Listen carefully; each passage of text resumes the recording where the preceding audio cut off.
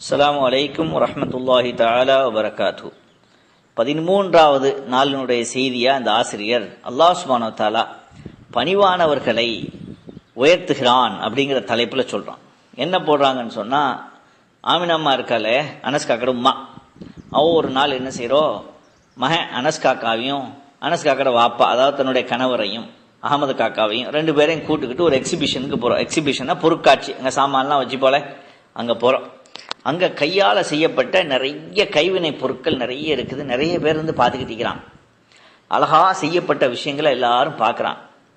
அப்போ ஆமினாமா அகமது காக்காவுக்கும் அனஸ் காக்காவுக்கும் அந்த எக்ஸிபிஷனை சுத்தி காட்டுகிறார்கள். அங்க இருக்கக்கூடிய ஒவ்வொரு பொருட்களை பத்தியும் சொல்லிக்கிட்டே வராங்க.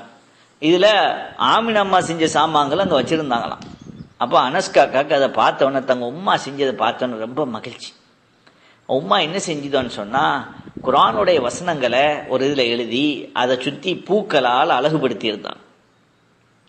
இது வந்து ரொம்ப மகிழ்ச்சியா இருந்தவுடனே அனஸ் காக்கா உம்மா செஞ்சதை உம்மாவை பாராட்டுறோமா, அழகா செஞ்சுக்கிறோமா, அழகிக்குதுமா, அப்படி இப்படி சொல்றோம். அப்போ ஆமினாமா அதுக்கு பதில் சொல்றோம். நாம என்ன செய்யணும்னு சொன்னா, வாப்பா நம்மளோட உஸ்தாதுமார்களுக்கு நம்ம நன்றி செலுத்தணும். அவங்க தான் இதெல்லாம் எப்படி செய்யணும்னு நமக்கு சொல்லி தந்தாங்க அப்படின்னு பதில் சொல்றாங்க ஆமினாம்மா. இதை கேட்ட உடனே அகமது காக்கா அதாவது அனஸ் காக்காவுடைய வாப்பா அவ சொல்றோம், என்ற மனைவியே, என்ற அன்புக்குரிய மனைவியே, நீ ரொம்ப பணிவா பேசுறா, இது உன்னுடைய திறமை. ஏன்னா இந்த ஒரு கிஃப்ட் இருக்குதே, இது மற்றவங்களுக்கு இல்லை. உதாரணமா என்னால் இப்படி செய்ய முடியாத, உனக்கு இந்த கிஃப்ட் அல்லாஹ் சுப்ஹானஹு வ தஆலா தந்திக்கிறானே அப்படின்னு சொல்றோம்.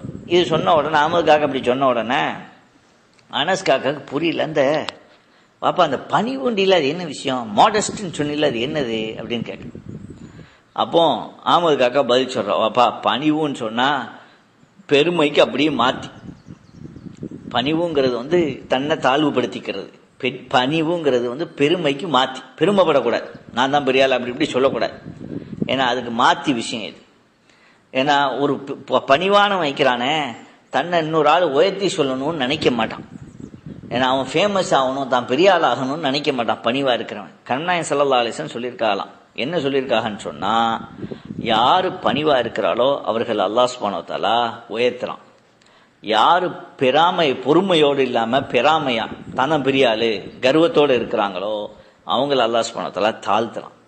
பணிவை உயர்த்துறான், பெருமையா இருக்கிறவங்கள தாழ்த்துறான்.